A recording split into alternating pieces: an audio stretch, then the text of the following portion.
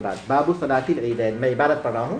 باب صلاة العیدین وهي فرض على الكفاية وهي فرض على الكفاية إذا قام بها 40 من أهل المصر سقطت عن سائرهم ووقتها من ارتفاع الشمس قيد رمح إلى الزوال والسنة فعلها في الصحراء وتعجيل الأضحى وتأخير الفطر والفطر في الفطر خاصة قبل الصلاة ويسن أن يغتسل ويتنظف ويتطيب فإذا حلت الصلاة تقدم الإمام فصلى بهم ركعتين بلا أذان ولا إقامة يكبر في الأولى 7 بتكبيرة الإحرام وفي الثانية 5 سوى تكبيرة القيام ويرفع يديه مع كل تكبيرة ويحمد الله ويصلي على النبي صلى الله عليه وسلم بين كل تكبيرتين ثم يقرأ الفاتحة وسورة ويجهر فيهما بالقراءة فإذا سلم خطب بهم خطبتين فإن كان فطرا حثهم على الصدقة ويبين لهم حكمها وإن كان أضحى يبين لهم حكم الأضحية والتكبيرة الزوائد والخطبتان سنة ولا يتنفل قبل صلاة العيد ولا بعدها في موضعها ومن أدرك الإمام قبل سلامه أتمها على صفتها ومن فاتته فلا قضاء عليه فإن أحب صلاها تطوعا صلاتها لکھ کر ہے میرے خیال سے اس کو مٹائیے اور صرف صلاها لکھیے. وہ تا کو مٹا دیجئے صحیح ہو جائے گا. صرف تا کو مٹا دیں گے تو صحیح ہو جائے گا. صلاها تطوعا ان شاء رکعتين وان شاء 4 وان شاء صلاها على صفتها ويستحب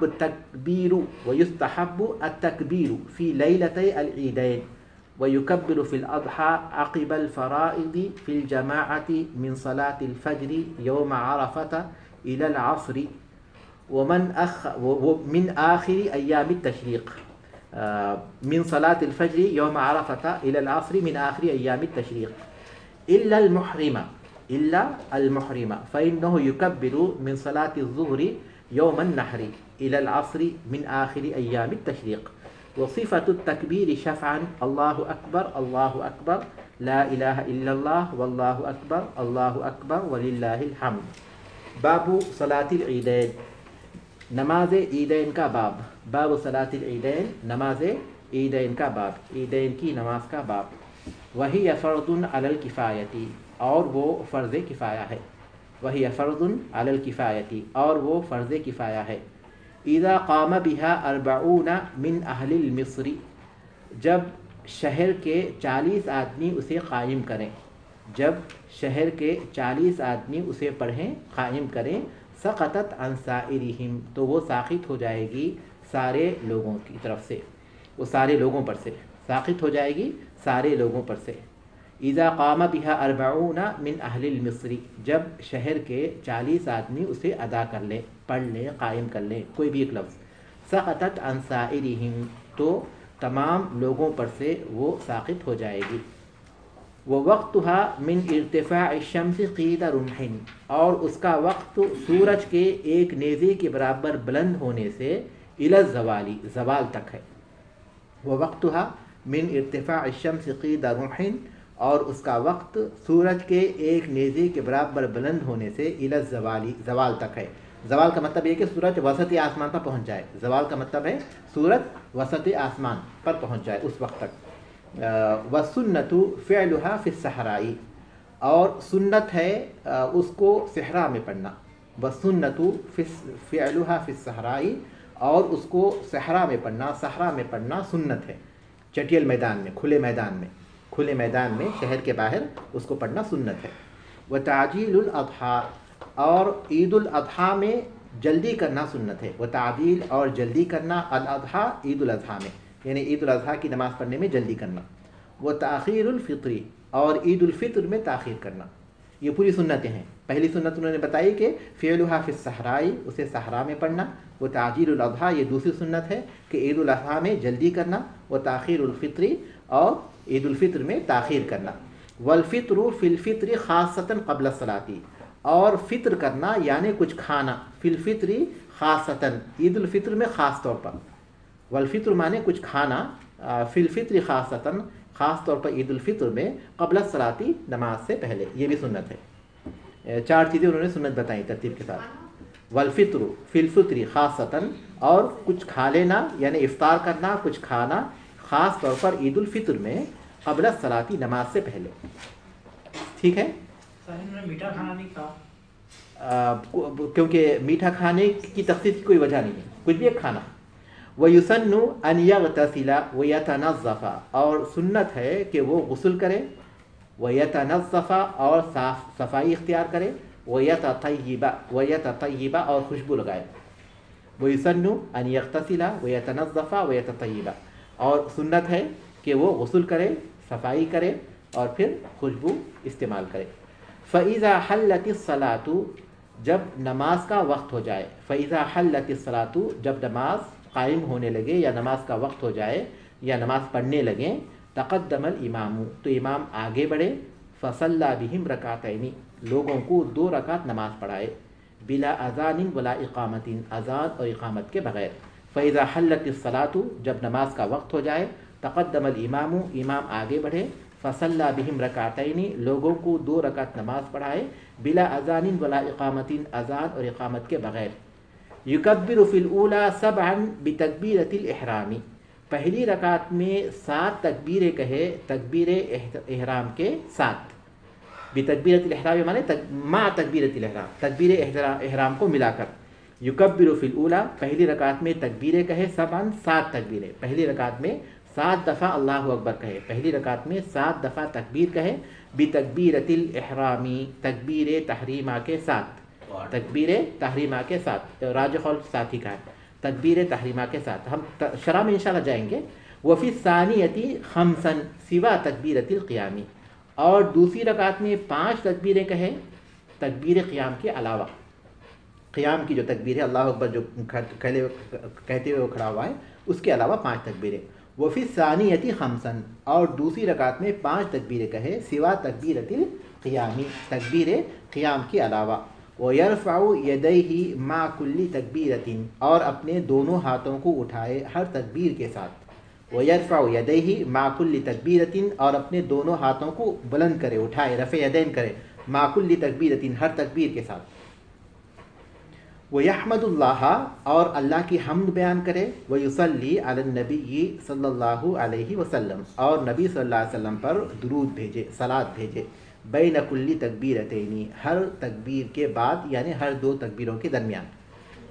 وَيَحْمَدُ اللَّهَ، اور اللہ کی حمد بیان کرے یعنی الحمدللہ کہے، وَيُصَلِّي عَلَى النَّبِيِّ صلی اللہ علیہ وسلم، اور رسول صلی اللہ علیہ وسلم پر درود بھیجے یعنی الصلاۃ والسلام علی رسول اللہ بولے، بین کل تکبیرتین، ہر 2 تکبیروں کے درمیان، مطلب یہ کہ ہر اللہ اکبر کے ساتھ، جب اللہ اکبر بولے تو اس کے بعد الحمدللہ والصلاۃ والسلام علی رسول اللہ، پھر اس کے بعد جب اللہ اکبر بولے تو الحمدللہ والصلاۃ والسلام علی رسول اللہ، تو اس کو انہوں نے کہا بین کل تکبیرتین، ہر 2 تکبیروں کے بیچ۔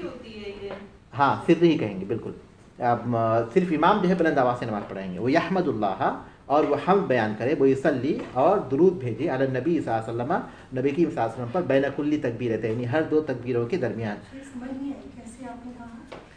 اللہ اکبر جب کہتے ہیں تکبیر عید میں تو الحمدللہ والصلاۃ والسلام علی رسول اللہ، اس کے بعد پھر اللہ اکبر، الحمدللہ والصلاۃ والسلام علی رسول اللہ، پھر اللہ اکبر، اس طرح 7 تکبیروں میں، اس طرح کے 6 تکبیروں میں، کیونکہ پہلی تکبیر تکبیر تحریمہ ہے، اس میں تو نہیں ہے، لیکن اس کے بعد کی 6 تکبیروں میں۔ ثم یقرأ الفاتحۃ، پھر سورہ فاتحہ پڑھے، وہ سورۃً، اور کوئی اور سورت پڑھے۔ ثم یقرأ الفاتحۃ، پھر سورہ فاتحہ پڑھے، وہ سورۃً، اور کوئی سورت پڑھے، سورہ فاتحہ پھر کوئی سورت پڑھے۔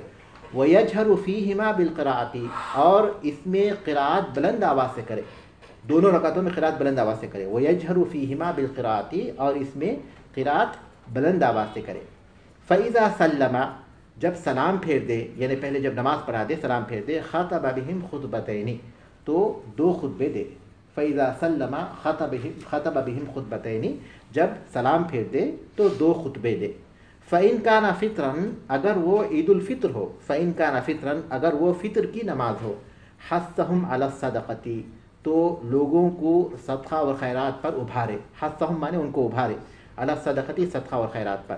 وہ یبین، یہاں صدقے سے مراد زکوٰۃ الفطر ہے، صدقہ فطر ہے، صدقے سے مراد یہاں صدقہ فطر ہے، کیونکہ عید الفطر میں صدقہ فطر دیا جاتا ہے۔ فَإِن كَانَ فِطْرًا، اگر وہ عید الفطر، اگر وہ فطر کی نماز ہو، عید فطر کی نماز ہو، حثهم علی الصدقۃ، تو لوگوں کو صدقہ فطر پر ابھارے، وَيُبَيِّنَ لَهُمْ حُکْمَهَا، اور ان کو اس کا حکم بیان کرے، ان پر اس کا حکم واضح کرے، ان کو اس کا حکم بیان کرے صدقہ فطر کا۔ تو شیخ صاحب پہلے ہوتا ہے نا، ہاں لیکن وہاں لوگوں کو علم ہے نہیں ہے، تو بہرحال وہاں بیان کرے۔ فَإِن كَانَ فِطْرًا حَثَّهُمْ عَلَى الصَّدَقَةِ، جب وہ عید الفطر کی نماز ہو تو لوگوں کو صدقے پر ابھارے اور اس کا حکم بیان کرے، وَيُبَيِّنَ لَهُمْ حُکْمَهَا۔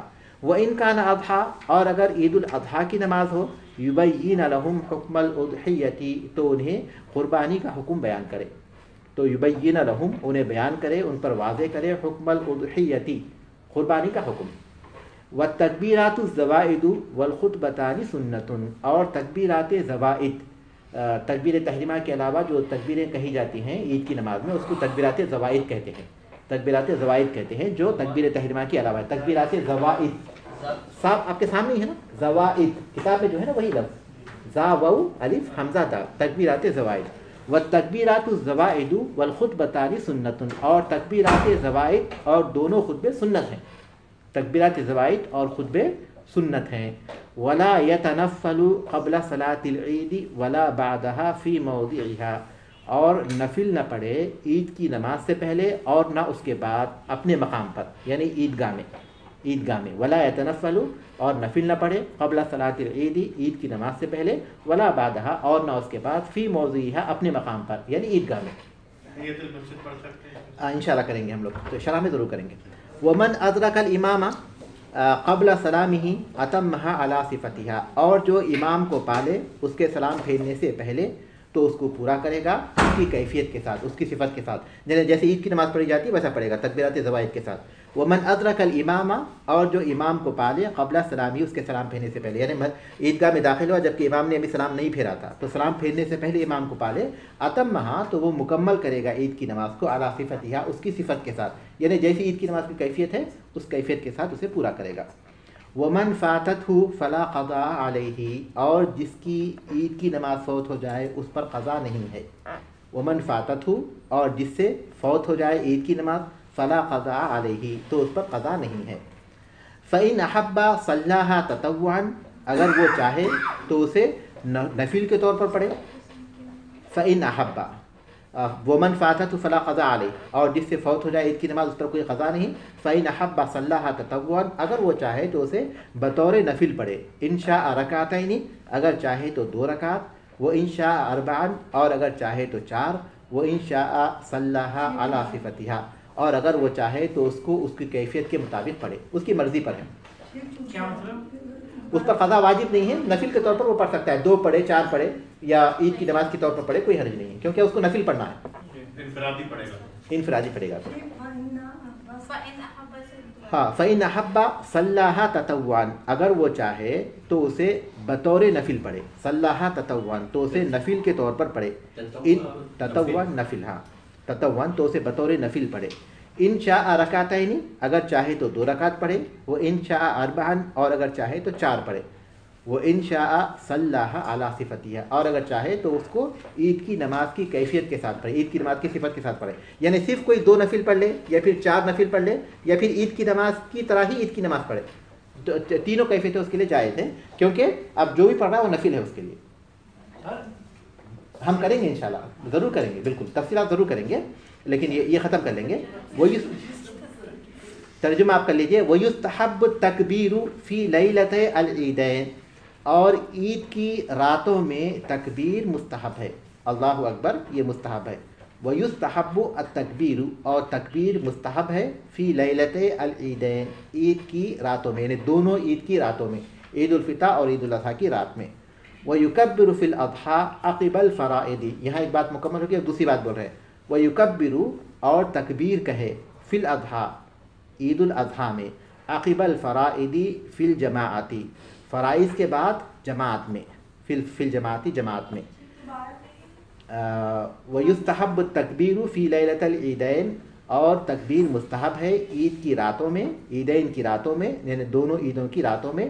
وَيُكَبِّرُ فِي الْأَضْحَى اور تکبیر کہے عید الاضحیٰ میں، عقب الفرائض فی الجماعت فرائض کی نماز کے بعد جماعت میں، یعنی جب جماعت میں نماز پڑھے تو فرائض کے بعد عید الاضحیٰ میں تکبیر کہے. کب سے کہے؟ من صلاۃ الفجر یوم عرفہ، عرفے کے دن فجر کی نماز سے. من صلاۃ الفجر یوم عرفہ، عرفے کے دن فجر کی نماز سے. الی العصر من آخری ایام التشریق، ایام تشریق کے آخری دن کے عصر تک. الی العصر من آخری ایام التشریق، ایام تشریق کے آخری دن کے عصر تک، یعنی 9 ذی الحجہ. عرفے کا دن کب آتا ہے؟ 9 ذی الحجہ. 9 ذی الحجہ کی فجر سے لے کر 13 ذی الحجہ کی عصر تک، 13 ذی الحجہ کی عصر تک، کیونکہ ایام تشریق کا جو آخری دن ہے وہ 13 ذی الحجہ کو ہوتا ہے. تو وہ فرض نماز کے بعد تکبیریں کہے. وَيُكَبِّرُ فِي الْأَضْحَى اور عید الاضحیٰ میں وہ تکبیر کہے عقب الفرائض فی الجماعت، جماعت کے ساتھ فرض مکمل کرنے کے بعد، جماعت کے ساتھ فرض مکمل کرنے کے بعد. من صلاۃ الفجر، کب سے کہیں وہ یہاں بتا رہے ہیں. من صلاۃ الفجر یوم عرفہ، عرفے کے دن فجر کی نماز سے. الی العصر من آخری ایام التشریق، ایام تشریق کے آخری دن کے عصر تک. الا المحرمہ، سوائے اس کے جو احرام کی حالت میں ہے، جو حج میں ہے.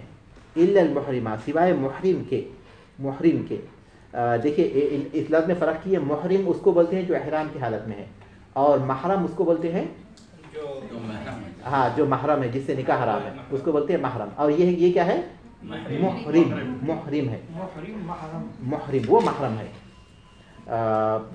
اور محرم وہ ہے جو حرام کیا ہوا ہے یا محرم کا مہینہ ہے، لیکن یہ محرم ہے. یہ الا المحرمہ، سوائے محرم کے، یعنی جو حالت احرام میں، حالت احرام میں جو اس کو محرم بولتے ہیں، جو حج میں حالت احرام میں. فإنه يكبر من صلاة الظہر یوم النحر، وہ تکبیر کہے گا یوم النحر یعنی قربانی کے دن ظہر کی نماز سے. وہ قربانی کے دن ظہر کی نماز سے تکبیر کہے گا، یعنی عرفہ سے شروع نہیں کرے گا، وہ یوم عرفہ کی فجر سے شروع نہیں کرے گا، بلکہ قربانی کے دن جو عید کا دن ہوتا ہے. عید کا دن قربانی کا دن ہے، تو قربانی کے دن ظہر سے الی العصر من آخری ایام التشریق، ایام تشریق کے آخری دن کی عصر تک. اختتام تو اس کا بھی صحیح ہے، وہی ہے، لیکن شروع جو ہے وہ قربانی کے دن کے ظہر سے کرے گا. 10ویں سے، ہاں 10ویں سے کرے گا، 10 محرم 10 ذو الحجہ. الا المحرمہ فإنه يكبر من صلاة الظہر یوم النحر، سوائے محرم کے وہ تکبیر کہے گا ظہر کی نماز یوم النحر کی ظہر سے، یوم النحر میں ظہر کی نماز سے. الی العصر من آخری ایام التشریق، ایام تشریق کے آخری دن عصر تک. وصفۃ التکبیر شفعاً، اور تکبیر کی کیفیت شفع یعنی دوہری، تکبیر کی دوہری کیفیت یہ ہے. کیا ہے؟ اللہ اکبر، اللہ اکبر 2 بار کہا اس لیے اس کو دوہری کہہ رہے ہیں. پھر اس کے بعد لا الہ الا اللہ 1 بار، پھر واللہ اکبر، لا الہ الا اللہ واللہ اکبر، اللہ اکبر اللہ اکبر نہیں، بلکہ لا الہ الا اللہ کے بعد کامہ ہونا چاہیے تھا. کامہ لا الہ الا اللہ کے بعد ہونا چاہیے. اللہ اکبر یہ دوہری ہے، پھر لا الہ الا اللہ 1 مرتبہ ہے، پھر واللہ اکبر یہ دوہری ہے، پھر اس کے بعد وللہ الحمد، وللہ الحمد. تو تکبیر کی کیفیت شفع یعنی دوہری یہ ہے جو کہ یہاں بیان کی گئی. اب آپ کے سوالات جو پیدا ہو رہے تھے اس کے جوابات اب ملیں گے انشاءاللہ. باب صلاۃ العیدین، عیدین کی نماز کا باب. عیدین یہ تثنیہ ہے عید کی، عید کی تثنیہ ہے عیدین اور عیدان، یہ تثنیہ ہے. تثنیہ عیدان یا عیدین. تثنیہ کا اعراب آپ جانتے ہیں، رفع کی حالت میں الف کے ساتھ ہوتا ہے، نصب اور جر کی حالت میں یا کے ساتھ ہوتا ہے. تو اب چونکہ صلاۃ العیدین یہ جر کی حالت میں ہے اس لیے یہ عیدین ہے، عیدان نہیں ہے. یہ عید کی تثنیہ ہے، اور عید کہتے ہیں اسم لما یعود ویتکرر، اسم لما یعود ویتکرر. عید اس چیز کا نام ہے جو پلٹ کر بار بار آتی ہے، وہ چیز جو پلٹ کر بار بار آتی ہے اس کو عید کہتے ہیں. تو عید بھی چونکہ سال میں 1 بار آتی ہے، سال میں بار بار آتی ہے، ہر سال آتی ہے، اس لیے اس کا نام عید ہے. عید وہ چیز ہے جو پلٹ کر بار بار آتی ہے. مسلمانوں کے لیے ہاں اگر کوئی نئے دن کو عید کا نام دے دے نہیں ہو سکتی ہو. میں وہ اس کا جواب آپ کو مل جائے گا، ہم لوگ یہ درس کو کمپلیٹ کر لیں گے. مسلمانوں کے لیے کچھ عیدیں ایسی، ایک عید ایسی ہے جو ہر ہفتہ آتی ہے اور وہ ہے جمعہ کا دن، اور کچھ عیدیں ایسی ہیں جو کہ ہر سال آتی ہیں، اور یہ 2 عیدیں ہوتی ہیں. رسول اکرم صلی اللہ علیہ وسلم جب مدینہ پہنچے تو آپ نے دیکھا مدینے والے 2 دن ہنسی خوشی यानी खुशी के मनाया करते थे, और वो थे महरजान और नैरोज़ और महरजान, जो ईरान से फारस से उनके पास आए थे। अल्लाह के रसूल सल्लल्लाहु अलैहि वसल्लम ने पूछा कि ये क्या है, तो उन्होंने कहा कि हम पहले ज़माने कदीम ही से इन 2 दिनों में ईद मनाते हैं। तो आपने फरमाया कि अल्लाह तबारक तआला ने इसके बदले तुम्हें 2 दिन अता किए हैं, और वो ईद उल फितर और ईद उल अज़हा है। तो उन दिनों को उनको ख़त्म किया गया। इसका मतलब ये कि इस्लाम ने उन मुनासिबतों को ख़त्म किया जो गैर मुस्लिम में पाई जाती हैं, और उन मुनासिबतों को रखा जो इस्लाम में पाई जाती हैं। तो आपके सवाल का जवाब इसमें है जी, नैरोज़ और महरजान। नैरोज़ नून या रा वाउ ज़ा, नैरोज़ और महरजान। जी हाँ, नैरोज़ और महरजान हैं बिल्कुल। तो रसूल एक जी मदीना वाले बनाते थे, अरब लोग, अरब के पास वो चीज़ें शामिल हो गई थी। रसूल सल्लल्लाहु अलैहि वसल्लम ने मदीने वालों को देखा कि वो 2 दिन खुशी मनाते हैं, नैरोज़ और महरजान। आपने पूछा कि क्या है, तो उन्होंने कहा कि हम ज़माने क़दीम ही से इन 2 दिनों में ईद मनाते आए हैं। तो आप साथ में फरमाया कि क़द अब्दलल्लाहु लकुम खैरम मिनहुमा, अल्लाह तबारक तआला ने उनसे बेहतर 2 दिन तुमको अता किए हैं, ईद उल फित्र वल अज़हा, और वह ईद उल फितर और ईद उल अज़हा के दिन। तो इस तरह रसूल अकरम सल्लल्लाहु अलैहि वसल्लम ने उन अलामतों को ख़त्म किया जो गैर मुस्लिमों से हमारे पास आई हैं, और उसके बदले अल्लाह तबारक तआला ने 2 दिन अता किए हमारे लिए, और वह ईद उल फितर और ईद उल अज़हा, जिनकी मुनासिबतें बहुत ही बेहतरीन हैं। तो इनकी ईदैन की नमाज का बाब, ईद की नमाज का जिक्र कुरान मजीद में मौजूद है, और वह सूरतुल कौसर में फसल्ली लिरब्बिका वन्हर, नमाज पढ़ो अपने रब के लिए कुर्बानी करो। बाद अहले इल्म का ख्याल है कि वहाँ फसल्ली से मुराद ईद की नमाज है, क्योंकि कुर्बानी के साथ उसका जिक्र किया गया, और कुर्बानी हम लोग करते हैं यौमुन नहर को, 10 ज़िलहज्जा को। इसका जो है कुरान में जिक्र है, और फिर अहादीस में भी तफसील के साथ इसका जिक्र है। अब इसका हुक्म क्या है, वही फ़र्दुन अलल किफ़ाया, ये फ़र्ज़ किफ़ाया है। देखिए, फ़र्ज़ किफ़ाया किसके मुकाबले में है? फ़र्ज़ आइन के मुकाबले में। फ़र्ज़ आइन उस फ़र्ज़ को कहते हैं जो हर मुकल्लफ़ पर है, हर एक जो आक़िल बालिग़ उस पर है। और फ़र्ज़ किफ़ाया किसको कहते हैं? तो वो बाकी पर से साक़ित हो जाती है, तो मौलिफ़ रहमतुल्लाह अलैह कहते हैं कि ईद की नमाज का हुक्म फ़र्ज़ किफ़ाया का है। ईद की नमाज के हुक्म के सिलसिले में 3 कौल हैं। एक ये कि ये फ़र्ज़ आइन है, और उनकी दलील ये है कि अल्लाह तबारक तआला ने कहा कि फसल्ली लिरब्बिका वन्हर, नमाज पढ़ो, हुक्म है, तो ये फ़र्ज़ हो गया। उसके अलावा सही बुखारी की हदीस से उम्मे अतिया रज़ियल्लाहु तआला रिवायत करती हैं कि अल्लाह के रसूल सल्लल्लाहु अलैहि वसल्लम ने औरतों को हुक्म दिया था कि वो ईद की नमाज के लिए निकले, यहाँ तक कि वो औरतें जो माहवारी से होती हैं उनको भी ये हुक्म था कि वो ईद की नमाज के लिए निकले। तो ये आयत इस हदीस से वो दलील लेते हैं कि ईद की नमाज भी फ़र्ज़ आइन है। ईद की नमाज क्या है? फ़र्ज़ आइन है। लेकिन मौलिफ़ रहमतुल्लाह अलैह दूसरा कौल ये है कि ये सुन्नत है, सुन्नत मुअक्कदा है। और उनकी दलील क्या है जो कहते हैं सुन्नत मुअक्कदा? उनकी दलील ये है कि वो आराबी जो सही बुखारी की हदीस के मुताबिक अल्लाह के रसूल सल्लल्लाहु अलैहि वसल्लम के पास आए और उन्होंने पूछा कि अल्लाह ताला ने मुझ पर क्या फ़र्ज़ किया है, तो आपने कहा 5 वक्त की नमाज़ें। तो आप फिर उन्होंने पूछा क्या इसके अलावा कुछ और नमाज? तो आपने फरमाया ला इल्ला अन ततव्वा, नहीं इल्ला ये कि तुम नफिल पढ़ो, इसके अलावा तुम नफिल और सुन्नत पढ़ लो। तो ये हदीस इस बात की दलील है कि फ़र्ज़ आइन सिर्फ वो 5 नमाज़ें हैं, उसके अलावा और कोई नमाज फ़र्ज़ आइन नहीं है। तो अब आपके सामने 2 कौल वाज़ेह हो गए। एक वो कौल जो कहते हैं कि फ़र्ज़ आइन है, उनकी दलील वो आयत है, और फिर वो हदीस है जिसमें औरतों की भी आप ने हुक्म दिया बाकायदा कि वो ईद की नमाज के लिए निकले।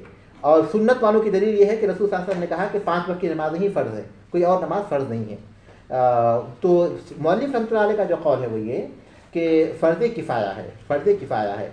क्यों? क्योंकि अगर उस हदीस इन दोनों कौलों को हम जमा करते हैं, जो फ़र्ज़ आइन को साबित करते हैं या सुन्नत को साबित करते हैं, दोनों कौलों को जमा करते हैं तो पता चलता है कि ये सुन्नत से अफजल ज़रूर है, क्योंकि आपने कहा कि निकलो और कुरान में है कि पढ़ो, सुन्नत से अफजल ज़रूर है, लेकिन फ़र्ज़ आइन नहीं हो सकता, क्योंकि आप साहब ने उस आराबी को, उस बद्दू को कहा कि 5 वक्त की नमाज़ें ही फ़र्ज़ है। तो उन्होंने दरमियानी हुक्म दिया, और वो कौन सा हुक्म है?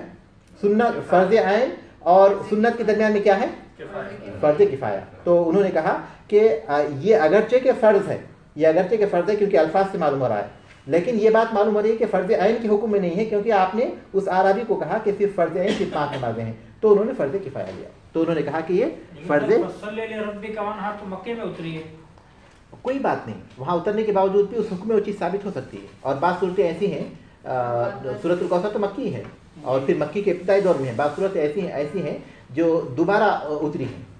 तो जब अहले इल्म ने उसको दलील ली है कुर्बानी, ज़ाहिर कुर्बानी का भी हुक्म है और वो भी मक्के ही में मदीने ही में उसका हुक्म नाजिल हुआ था, लेकिन उस हुक्म को उससे मुतालिक कर सकते हैं। जैसे कि ज़कात के मुतालिक बहुत सी आयतें हैं जो मक्की सूरतों में पाई जाती हैं, जबकि ज़कात जो है सन 2 हिजरी में फ़र्ज़ हुई। तो कुछ बात चीज़ों की फ़र्जियत के बारे में इख्तिलाफ पाया जाता है कि वो मक्के में फ़र्ज़ हुई या वहाँ फ़र्ज़ हुई, लेकिन ये बात ज़रूर है कि अहले इल्म में से एक तबका यह कहता है कि वहाँ उससे मुराद ईद की नमाज़ है। तो ये फ़र्ज़ किफ़ाया है और फ़र्ज़ किफ़ाया इज़ा क़ामा बिहा अर्बऊना, जब 40 आदमी इसको अदा करें। 40 आदमी वो जुमा पर क़ियास करते हुए कह रहे हैं, क्योंकि मौलिक रहमतुल्लाह अलैह के पास जुमा की नमाज जमात के लिए कितने आदमी शर्त है? 40। लेकिन हम क्या कहेंगे? हम लोग 3 कहेंगे। हाँ, राजिह क़ौल के मुताबिक 3 आदमी अगर पढ़ ले मिन अहलिल मिस्री, शहर वालों में से, सक़तत अन साइरिहिम, तो वो दूसरे तमाम लोगों पर से साक़ित हो जाएगी। ये फ़र्ज़ किफ़ाया है, फ़र्ज़ किफ़ाया पर है। ठीक है, ईद की नमाज के लिए अगर 3 आदमी रहें तो ईद की नमाज़ पढ़ेंगे, अगर 2 होंगे तो ईद की नमाज़ नहीं पढ़ेंगे। एक नमाज में कम से कम ईद की नमाज़ पढ़ने के लिए 3 आदमी चाहिए। साइरिहिम सारे लोगों पर, सारों पर से शहर वाले, क्योंकि जो बाहर हैं उन पर तो नहीं है, जैसे ये जमा नहीं है वैसे ये भी नहीं है उनके पर, क्योंकि अल्लाह के रसूल सल्लल्लाहु अलैहि वसल्लम के दौर में आप सल्लल्लाहु अलैहि वसल्लम ने उनको पढ़ने के लिए नहीं कहा था जो बाहर के लोग हैं, ना ही उनको ये वाजिब कहा था कि वो जो है मदीने में आए, तो इसलिए उन्होंने मिस्र की शर्त लगाई। तो शरीक हो सकते हैं, शरीक हो सकते हैं, यकीनन ताबे होकर शरीक होंगे, मुसाफिर भी ताबे होकर शरीक होंगे, औरतें भी शरीक होंगी, बल्कि ईद की नमाज के लिए तो औरतों को बाकायदा अलग से मुस्तकिल हदीस भी है, तो उससे उनकी अहमियत, उसमें शिरकत की अहमियत बढ़ जाती है। तो ये बात वाज़ेह हो गई ना। इसका हुक्म क्या हुआ? फ़र्ज़ किफ़ाया है मौलिक रहमतुल्लाह अलैह के पास। वो वक्त हुआ, और दूसरी चीज़ क्या है? उसका वक्त है। मिन इर्तिफ़ा शम्सी क़ीद रुमहिन इला अज़्ज़वाल, सूरज के एक नेज़े के बराबर बुलंद होने तक से लेकर ज़वाल तक। लेकिन सूरज का एक नेज़े के बराबर बुलंद होना, उसके लिए जो है वक्त का क्या अंदाज़ा लगाया गया है? कितने मिनट में होता है ये? 10 से 15 मिनट। 15 मिनट की एहतियात है, 15 मिनट एहतियात है, काफ़ी है। यानी सूरज जो है तुलू होने के बाद से एक नेज़े के बराबर वो 15 मिनट में हो जाता है। तो सूरज निकलने के 15 मिनट के बाद से लेकर ज़वाल तक, जैसे ही सूरज दरमियानी आसमान में पहुँच जाए उस वक्त तक ये ईद की नमाज का वक्त है। पढ़ा जा सकता है कभी भी, यानी हम जो है सूरज निकलने के 15 मिनट अगर 6 बजे होते हैं तो 6 बजे पढ़ें, 7 बजे पढ़ें, 10 बजे पढ़ें, यहाँ तक कि ज़वाल का वक्त हो जाए। जी, क़ीद रुमहिन है, वो नेज़ा है, क़ीद रुमहिन नेज़े के बराबर, क़ीद माने बराबर, रुमहिन नेज़ा। अच्छा, लेकिन सुन्नत क्या है? वह सुन्नत फ़िअलुहा फ़िस सहराई, और सुन्नत ये है कि उसको सहरा में पढ़ें, इसलिए कि अल्लाह के रसूल सल्लल्लाहु अलैहि वसल्लम ने अपनी मस्जिद में, मस्जिद नबवी में नहीं पढ़ा था ईद की नमाज, बल्कि आप लोगों को लेकर शहर से बाहर निकले और आपने मैदान में नमाज़ पढ़ी, चटियल मैदान में आपने नमाज़ पढ़ी। तो इसलिए सुन्नत ये है कि उसको शहर के बाहर सहरा में पढ़ा जाए। और दूसरी बात क्या है? वो ताजीलुल अज़हा, और सुन्नत ये है कि ईद उल अज़हा जल्दी पढ़ी जाए। ईद उल अज़हा जल्दी पढ़े जाने की मसलहत ये बयान की जाती है कि ईद उल अज़हा में सबसे अहम तरीन अमल कुर्बानी है, तो सबसे पहले तो ईद की नमाज जल्दी पढ़ी जाए ताकि लोग कुर्बानी कर सके, इसलिए ईद की नमाज ईद उल अज़हा जल्दी करेंगे। वो ताख़ीरुल फ़ित्री, और ईद उल फ़ित्र की नमाज ताख़ीर से पढ़ें। उसमें मसलियत ये है कि लोग सदक़े फ़ित्र अदा कर सकें, क्योंकि सदक़े फ़ित्र का सबसे अफजल वक्त शुरू होता है ईद के दिन फजर के बाद से लेकर ईद की नमाज तक। सदक़े फ़ित्र का सबसे अफजल वक्त है ईद के दिन फजर के बाद से लेकर ईद की नमाज तक। तो ईद उल फ़ित्र की नमाज ताख़ीर से पढ़ी जाए ताकि लोग सदक़े फ़ित्र को अदा कर सके। वल फ़ित्रु फ़िल फ़ित्र ख़ासतन, और कुछ खाना ईद उल फ़ित्र के मौके पर ख़ास तौर पर। अज़ान हो रही नहीं? ठीक है, क़ब्ल सलाती, नमाज से पहले। यहाँ रुकेंगे हम लोग। जी,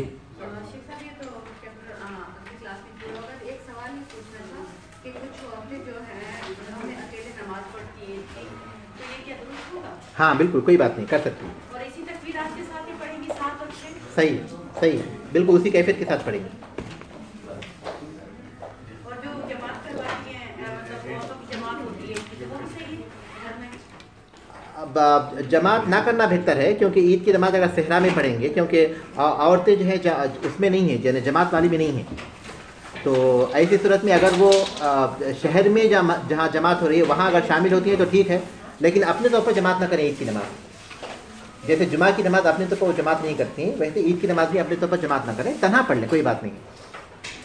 घर में ना करें, مسجد میں جب شامل ہوں گے جماعت میں تو جماعت کے ساتھ پڑھیں گے. نماز زوال سے مستثنا ہے بولتے تو یہ صحیح ہے. ہاں وہی زوال سے مستثنا ہے. سر شرح میں تفسیر میں معنی کے لحاظ سے کیا فرق؟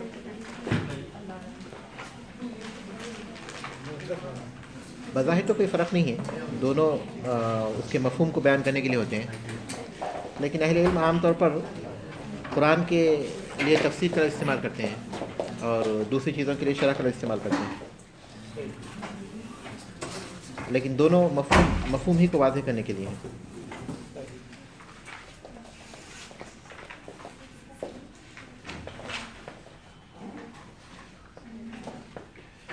باب الصلاۃ بسم اللہ الرحمن الرحیم.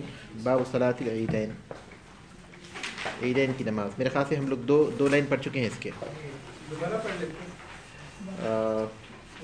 کہاں تک پڑھے ہیں؟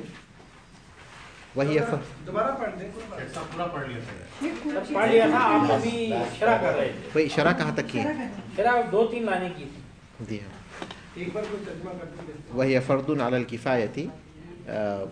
ترجمہ تو خیر ہم لوگ جب پڑھ رہے ہیں تب ساتھ میں کرتے بھی ہیں نا، تو ہو جائے گا. وہی فرض علی الکفایہ، وہ فرض کفایہ ہے. اذا قام بها 40 من اہل المصر سقطت عن سائرهم. کیا ترجمہ ہے اس کا؟ جب کسی بستی کے 40 لوگ اس کو قائم کریں تو باقی سے طاقت ہو جائے گی. ٹھیک ہے. اس کے بعد عورتوں میں سے کوئی کریں. وہ وقتها من ارتفاع الشمس قید رمح الى الزوال. اور اس کا وقت سورج کے ایک نیزے کے برابر بلند ہونے سے الى الزوال، زوال تک. وسنت فعلها في الصحراء. کیا ترجمہ ہے اس کا؟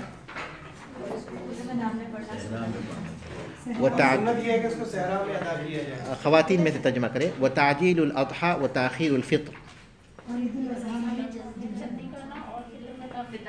والفطر في الفطر خاصة قبل الصلاة.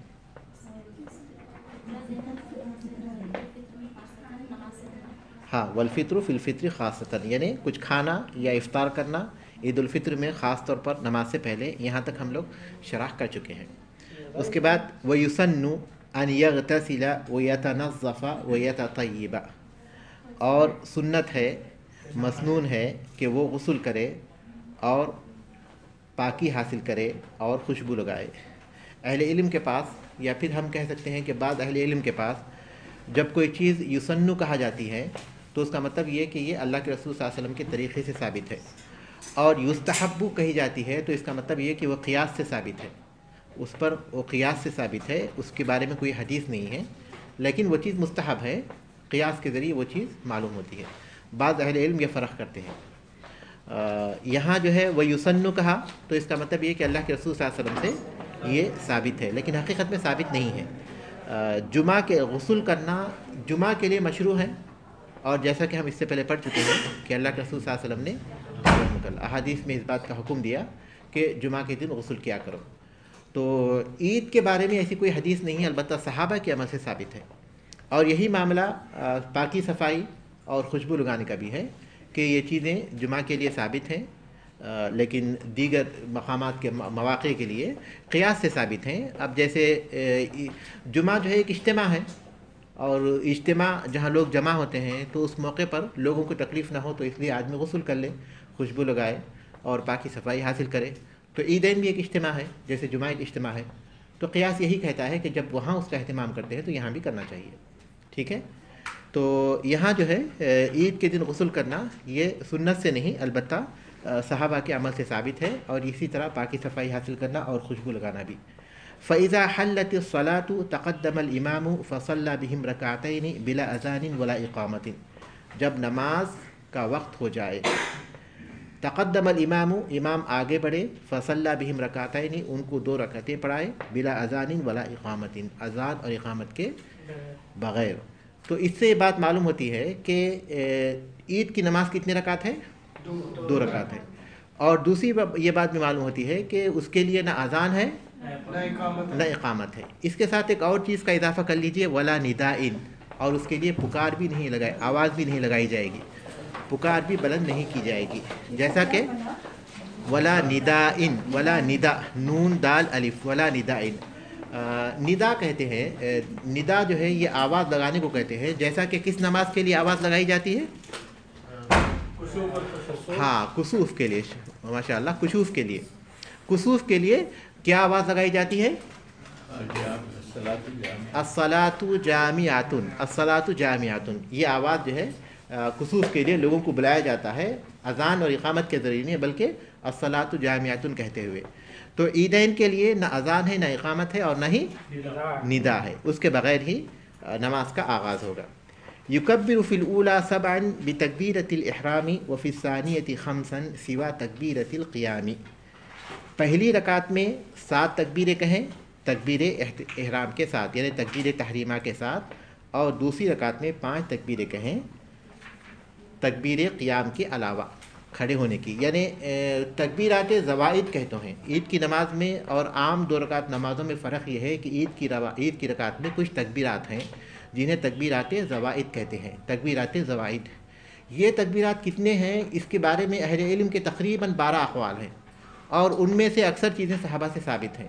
اس سلسلے میں جو سب سے اصح ہے وہ یہی ہے، یہی بات ہے جو یہاں بیان کی گئی، جیسا کہ ام المومنین عائشہ رضی اللہ تعالیٰ عنہ سے مروی ہے کہ اللہ کے رسول صلی اللہ علیہ وسلم عیدین کی نماز میں 7 تکبیریں کہتے تھے، پہلی رکعت میں، قراءت سے پہلے اور تکبیر تحریمہ کے بعد، یعنی تکبیر تحریمہ وہ تکبیر ہے جس کے ذریعے ہم نماز کا آغاز کرتے ہیں۔ تو پہلی اللہ اکبر کہہ کر وہ تکبیر کہیں گے جو تکبیر تحریمہ ہوگی، اس کے بعد پھر 7 تکبیریں کہیں گے۔ اب یہ 7 تکبیریں تکبیر تحریمہ کے علاوہ ہیں یا تکبیر تحریمہ کے ساتھ ہیں؟ تو چونکہ احادیث میں اس کی صراحت نہیں، اس لیے اہل علم کا اس میں بھی اختلاف ہے۔ تو بعض اہل علم کہتے ہیں کہ وہ تکبیر تحریمہ کے ساتھ ہے، جیسا کہ مؤلف رحمۃ اللہ علیہ کہتے ہیں، مؤلف رحمۃ اللہ علیہ اسی بات کے قائل ہے کہ یہ 7 تکبیریں تحریمہ کے ساتھ ہیں۔ تو گویا 1 تکبیر تحریمہ ہو گئی اور 6 جو ہے تکبیرات زوائد ہو گئی، ٹھیک ہے۔ اور دوسرا جو قول ہے، چونکہ حدیث میں دونوں طرح کا احتمال ہے، تو دوسرا قول یہ ہے کہ تکبیر تحریمہ کے علاوہ 7 تکبیرات، تو گویا وہاں کتنی تکبیرات ہوں گی تکبیر تحریمہ کے ساتھ؟ 8 ہو گئی۔ تو یہ 7 تکبیریں ہو گئیں، اور یہ ہوں گی تکبیر تحریمہ کے بعد۔ اور دوسری رکعت میں جب پہلی رکعت کے بعد کھڑے ہوں گے اللہ اکبر بول کر، تو اس وقت پر 5 تکبیرات کہیں گے، 5 تکبیرات اس موقع پر کہیں گے۔ تو گیا تکبیرات زوائد دونوں رکعتوں میں کتنی ہو گئی؟ 7 اور 5 12 ہوگی، اگر ہم 7 شامل کرتے ہیں، اگر 6 شامل کریں گے تو 11 ہو جائیں گے۔ ایک اور قول بھی ہے جو امام ابو حنیفہ رحمۃ اللہ علیہ کا قول ہے، اور وہ بھی بعض صحابہ سے ثابت ہے، وہ یہ کہ 6 تکبیرات دونوں رکعتوں میں، 6 تکبیرات، پہلی رکعت میں تکبیر تحریمہ کے بعد قراءت سے پہلے، اور دوسری رکعت میں قراءت کے بعد لیکن رکوع سے پہلے، قراءت کے بعد لیکن رکوع سے پہلے، 3 تکبیرات۔ رکوع سے پہلے ہی ثابت ہے، رکوع سے پہلے، جی ہاں، نہیں بعض صحابہ سے، جی ہاں بعض صحابہ سے یہ قول ہے، لیکن اس سلسلے میں جو اصح ہے وہ یہی ہے جو اس کتاب میں ہے، جو اصح ہے، لیکن مختلف اقوال اس سلسلے میں آئے ہوئے ہیں صحابہ سے، اس میں سے یہ بھی ہے کہ 3 تکبیرات کہیں گے، 3 تکبیر تحریمہ کے بعد کہیں گے پہلی رکعت میں، اور دوسری 3 تکبیریں یا تو رکوع سے اٹھنے کے بعد کہیں گے، یہ بھی ایک قول ہے۔ دوسرا ایک قول یہ ہے کہ قراءت کے بعد رکوع میں جانے سے پہلے، ٹوٹل 6 ہی کرتے ہیں 6 تکبیریں، جی ہاں، وہ بھی صحیح ہے، بعض صحابہ سے ثابت ہے، لیکن اصح یہ ہے، سنت یہ ہے، اصح یہ ہے کیونکہ یعنی سب سے زیادہ صحیح یہی ہے، کیونکہ اس سلسلے میں ابو داؤد کی ایک حدیث ہے اور اسے اہل علم نے صحیح قرار دیا، اور اس میں دونوں طرح کا احتمال ہے، وہ یہ کہ تکبیر تحریمہ کے ساتھ 8 تکبیریں یا پھر تکبیر تحریمہ کے ساتھ 7 تکبیریں، ٹھیک ہے۔ شیخ صاحب مطلب اگر احادیث میں ہے تو پھر اقوال مختلف کیوں ہیں؟ حدیث میں ہے آپ صلی اللہ علیہ وسلم، جی ہاں، عائشہ رضی اللہ تعالیٰ عنہ نے بیان کیا، اور اللہ کے رسول صلی اللہ علیہ وسلم کے بعض دیگر صحابہ نے دوسرے طریقے سے عمل کیا، تو اس کا مفہوم یہ ہوتا کہ وہ چیز بھی اللہ کے رسول صلی اللہ علیہ وسلم نے کیا ہوگا، جی ہاں، یا اس کی وسعت ہوگی، جی ہاں۔ تو چونکہ انہوں نے یہ نہیں بیان کیا کہ اللہ کے رسول صلی اللہ علیہ وسلم نے کہا ہے، اس لیے ہم نے کہا کہ اصح یہ ہو گیا ہے عائشہ رضی اللہ تعالیٰ عنہ کا، کیونکہ انہوں نے اس قول کو اللہ کے رسول صلی اللہ علیہ وسلم کی طرف منسوب کیا۔ اب دوسرے صحابہ نے چونکہ دوسری طریقے سے عمل کیا، تو اس لیے ایک احتمال پایا جاتا ہے کہ اللہ کے رسول صلی اللہ علیہ وسلم نے اس طرح بھی کیا ہو، تو اس طرح وہ بھی اقوال میں شامل ہو جائیں گے، وہ بھی طریقوں میں ثابت ہو جائے، شامل ہو جائیں گے۔ سر یہ حنفی حضرات کے 3 6 والے یہ حدیث نہیں، صحابہ کا عمل سے، بعض صحابہ کے عمل سے ثابت ہے، جی ہاں۔ سر ہر تکبیر کے ساتھ ہاتھ اٹھائیں گے، ہاتھ اٹھانا یہ بعض صحابہ سے ثابت ہے، اس سلسلے میں کوئی حدیث نہیں ہے ہر تکبیر کے ساتھ ہاتھ اٹھانے کے بارے میں۔ تکبیر تحریمہ کے ساتھ ہاتھ اٹھائیں گے یہ تو ثابت ہے، جیسا کہ ہم پڑھ چکے ہیں، لیکن تکبیرات زوائد کے ساتھ ہاتھ اٹھائیں گے یا نہیں اٹھائیں گے، تو بعض صحابہ نے ہاتھ اٹھایا تھا، تو ان کے طریقے پر چلتے ہوئے ہاتھ اٹھانے میں کوئی حرج نہیں ہے انشاءاللہ۔ عمر رضی اللہ عنہ سے معروف ہے کہ انہوں نے ہاتھ اٹھایا تھا جنازے کے تکبیرات میں بھی اور پھر عیدین کی تکبیرات میں وہ تو بھی۔ متبع سنت سے، اسی لیے لیکن چونکہ انہوں نے یہ نہیں کہا کہ اللہ کے رسول صلی اللہ علیہ وسلم کو میں نے دیکھا اس طرح کرتے ہوئے، ان کے عمل کو دیکھا گیا، تو اس وجہ سے اس میں احتمال تو پایا جاتا ہے، لیکن اس وجہ سے اختلاف بھی ہے کہ اٹھانا چاہیے نہیں اٹھانا چاہیے، لیکن چونکہ صحابہ کے عمل سے ثابت ہے اس لیے اٹھانا ہی بہتر ہے۔ اس کے بعد جو ہے اگر کوئی شخص یہ تکبیرات زوائد ہیں اور اس کا حکم سنت کا ہے، اگر کوئی شخص امام کے ساتھ اس وقت پر ملے جبکہ امام جو ہے 3 تکبیرات زوائد کہہ چکا ہو، پہلی رکعت میں ہو یا دوسری رکعت میں ہو، تو اس کو چاہیے کہ امام کے ساتھ جو مل جائے اس کو کر لے اور جو باقی رہ جائے اس کو چھوڑ دے، کیونکہ سنت جب چھوٹ جائے تو اس کا کوئی بدل نہیں ہے، جیسا کہ ہم پڑھ چکے ہیں سجدہ سہو کے باب میں یا کسی چیز کو لوٹانے کے باب بھی ہم لوگ پڑھ چکے ہیں کہ نماز میں کچھ فرائض ہیں جس کو ہم رکن کہتے ہیں، اور کچھ واجبات ہیں اور کچھ سنتیں ہیں، تو اس چیز کو لوٹانا کس وقت ضروری ہے؟ جب ہم نماز میں کمی کر دیتے ہیں، کسی ایسی چیز کی کمی کر دیتے ہیں جو کیا ہے؟ رکن ہے۔ واجبات تو جو ہے بھولنے پر ساقط ہو جائے گا، عمدن چھوڑنے پر کیا ہوگا؟ واجب باطل ہو جائے گی نماز عمدن چھوڑنے پر، لیکن بھولنے پر کیا ہوگی؟ ساقط ہو جائے گا، سجدہ سہو کر لیں گے، لیکن سنت کے لیے سجدہ سہو بھی نہیں ہے، نہ ہی اس کو دوبارہ کرنا ہے۔ تو تکبیرات زوائد اگر کسی کو جو ہے نماز میں کسی ایسے وقت پر پہنچے جبکہ کچھ تکبیرات زوائد اس کو ملی اور کچھ اس سے چھوٹ گئی، تو ایسی صورت میں جو ملی اس کو کر لے، جو چھوٹ گئی کوئی حرج نہیں، اس کو لوٹانے کی ضرورت نہیں ہے، کیونکہ وہ امام کے ساتھ نماز میں مشغول ہے، اپنی تکبیرات لوٹائے گا تو امام کی مخالفت ہو جائے گی، تو اس کے لیے یہی کافی ہے کہ جو تکبیرات اسے ملی ہیں اس پر اکتفا کر لے اور نماز میں باقی رہے۔ وَيَحْمَدُ اللَّهَ وَيُصَلِّي عَلَى النَّبِيِّ بَيْنَ كُلِّ تَكْبِيرَتَيْنِ، اور اللہ کی حمد بیان کریں اور رسول اکرم صلی اللہ علیہ وسلم پر درود بھیجے ہر 2 تکبیروں کے بیچ میں۔ جب تکبیر اٹھائے گا اپنا ہاتھ تو اس وقت پر کیا پڑھے گا؟ حقیقت یہ ہے کہ اس سلسلے میں رسول اکرم صلی اللہ علیہ وسلم سے کوئی چیز پڑھنا ثابت نہیں ہے، صرف تکبیر ہے اور کوئی چیز ثابت نہیں ہے، لیکن بعض احادیث آئی ہیں جن پر اہل علم نے کلام کیا ہے، تو اس کی بنیاد پر یہ کہہ رہے ہیں کہ جب اللہ اکبر کہیں گے تو اس کے ساتھ کیا کہیں گے؟ الحمدللہ والصلاۃ والسلام علی رسول اللہ کہیں گے، الحمدللہ والصلاۃ والسلام علی رسول اللہ کہیں گے بعض احادیث کی روشنی میں، اس لیے بعض اہل علم نے اسے ثابت کیا ہے، اس کی بنیاد پر مؤلف رحمۃ اللہ نے اسے نقل کیا ہے، لیکن عام طور پر جو راجح ہے جو معروف ہے وہ یہی کہ صرف تکبیر ہے، وہاں کچھ کہنا نہیں ہے، زبان سے صرف تکبیر ہے، کچھ کہنا نہیں ہے، نہیں ضعیف ہے جی، صحیح ہے، لیکن کہنا چاہیں تو مختصر پر کہہ سکتے ہیں الحمدللہ والصلاۃ والسلام علی رسول اللہ، کوئی زیادہ الفاظ میں نہیں ہے جی، ثابت بالکل حدیث سے ثابت نہیں ہو، الحمدللہ صلی اللہ علیہ وسلم اتنا کہیں کافی ہو جائے گا، کوئی بھی ایسے الفاظ جس میں اللہ کی حمد ہو اور رسول صلی اللہ علیہ وسلم پر درود و سلام ہو۔ جب ثابت نہیں ہے تو کرنے کی ضرورت نہیں، اسی لیے ہم نے کہا کہ راجح قول یہ ہے کہ وہاں جو ہے صرف تکبیر ہے اور کوئی چیز نہیں ہے۔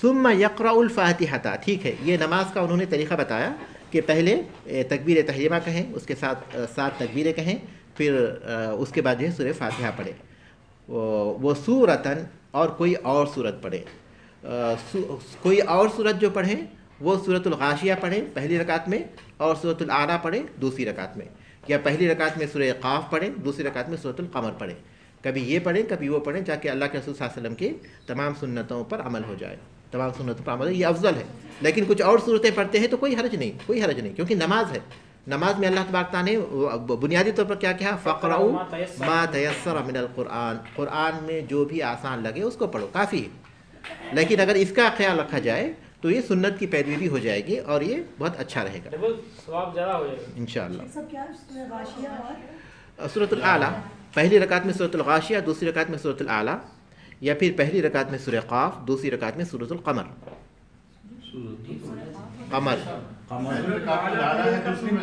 جی پہلی رکعت میں اعلیٰ سبح اسم ربک الاعلیٰ اور دوسری رکعت میں حل اتاک حدیث الغاشیہ، جی پہلی رکعت میں سورۃ الاعلیٰ اور دوسری رکعت میں سورۃ الغاشیہ، جی یہاں بھی ویسے یہی پورا پڑھتے ہیں سورہ غاشیہ ہاں اور سورہ اعلیٰ، صحیح یہاں پڑھتے ہیں، اس کا اہتمام کرتے ہیں، اس میں کوئی ٹکڑا نہیں پڑھ سکتے، یعنی کوئی نماز تو ہو جائے گی لیکن سنت کی پابندی نہیں ہوگی، اس صورت میں سنت پر عمل نہیں ہوگا اس صورت میں۔ وَيَجْهَرُ فِيهِمَا بِالْقِرَاءَةِ، اور اس میں قرات بلند آواز سے کرے، کیونکہ اجتماع ہے اور لوگوں کا اجتماع ہے، لوگ جمع ہیں تو ان تک آواز جائے قرات کی اور وہ غور کرنے کا بھی ان کو موقع ملے ان کے معنی اور فَإِذَا سَلَّمَ خَطَبَ بِهِمْ خُطْبَتَيْنِ، جب سلام پھیر دے تو لوگوں کو 2 خطبے دے، جمعہ کے بالکل برعکس، جمعہ میں پہلے خطبہ ہے بعد میں نماز ہے، اس میں پہلے نماز ہے بعد میں خطبہ ہے. سلام پھیرنے کے بعد 2 خطبے دیں، لیکن خطبوں کی تعداد اتنی ہی ہے جتنی جمعہ میں ہے. 2 خطبے وہاں، 2 خطبے یہاں ہیں. لیکن ولا يتنفل قبل صلاة العید ولا بعدها في موضعها، اور نفل نماز نہ پڑھے عید سے پہلے اور نہ عید کے بعد اپنے مقام کو. ایک لائن چھوڑ گئی، صحیح. ہاں. فإن كان فطرا حثهم على الصدقة ويبين لهم حكمها، اگر عید الفطر ہو تو ان کو صدقے پر ابھارے اور اس کا حکم ان کو بیان کرے. یعنی 2 خطبے دے تو خطبے میں کیا کہے. اگر وہ عید الفطر کا موقع ہے تو صدقہ فطر دیا جاتا ہے عید کے موقع پر. صدقہ فطر جو کہ روزے میں انسان سے جو غلطیاں ہوتی ہیں چھوٹی موٹی اس کو دور کرنے کے لیے، اور پھر مسلمانوں میں جو مساکین ہیں ان کو عید کے موقع پر کھانے کا انتظام کرنے کے لیے صدقہ فطر فرض کیا گیا ہے. صدقہ فطر ان 2 مصلحتوں کے تحت فرض کیا گیا ہے جو اس موقع پر دینا چاہیے. اور وہ 1 صاع ہے جو تقریباً 2.5 کلو سے 3 کلو تک ہوتا ہے. 2.5 کلو سے 3 کلو تک اناج ہے، غلہ ہے، چاہے وہ کوئی بھی غلہ ہو، مقامی جو استعمال ہوتا ہو وہ غلہ اس غلے میں سے دیں گے 2.5 کلو یا 3 کلو. تو یہ صدقہ فطر ہے. اور اس کا افضل وقت جو ہے فجر کے بعد سے عید کی نماز تک کا ہے. اور عید کی نماز کے بعد پھر وہ صدقہ فطر نہیں ہوگا بلکہ عام صدقہ ہو جائے گا. یعنی صدقہ فطر کا جو فائدہ ہے کہ وہ روزے میں جو کمی بیشی ہو گئی تھی اس کو دور کر دیتا ہے، اور پھر مسکینوں کے لیے کھانے کا جو اصل مقصد ہے وہ فوت ہو جاتا ہے. تو اس لیے پھر وہ صدقہ فطر کی مسنونیت ختم ہو جائے گی، صدقہ فطر کی حیثیت ختم ہو جائے گی. البتہ چونکہ وہ صدقہ ہے تو اس لیے بطور صدقہ قبول ہو جائے گا. آخری رمضان میں دے دیا جائے. ہاں، صدقہ فطر کا جو صدقہ فطر کا اصل وقت شروع ہو جاتا ہے عید کے دن چاند نظر آنے کے بعد سے لے کر. عید کے دن مغرب میں جب چاند نظر آ جاتا ہے تو اس وقت سے شروع ہوتا ہے، اور رات میں کبھی بھی دے سکتے ہیں. اس کا افضل وقت جو ہے عید کی نماز کے بعد ہے، اور 1-2 دن پہلے دینے میں کوئی حرج نہیں ہے انشاءاللہ. فجر کی نماز پہلے بھی دے سکتے ہیں. عید سے پہلے نہیں، ہاں، عید سے 1-2 دن پہلے، بھی دینے میں کوئی حرج نہیں ہے. افضل وقت فجر کی ملک میں نماز بھیجنا ہوتا ہے تو 2 دن فجر کی نماز سے عید کی نماز تک. جی اس کو ملنا چاہیے. ہاں، وہ وقت سب سے افضل ہے. اور پھر مغرب سے شروع ہو گیا وقت کبھی بھی دیں گے. تو اب ظاہر ہے کہ فوت ہونے کا اگر ہم کو اندیشہ ہے کہ افضل وقت فوت ہو جائے گا تو بہتر ہے کہ ہم لوگ جو وہ کام کر لیں جس میں عملی فوت نہ ہو. یعنی ایسا نہ ہو کہ ہم افضل وقت کی تلاش میں عملی کو فوت کر لیں. تو اس لیے ہم لوگ عمل کر لیں. صحابہ 1-2 دن پہلے دیتے تھے، ایسا ہے. اسی بنیاد پر اہل علم کہتے ہیں کہ 1-2 دن پہلے دینے میں انشاءاللہ کوئی حرج نہیں ہے.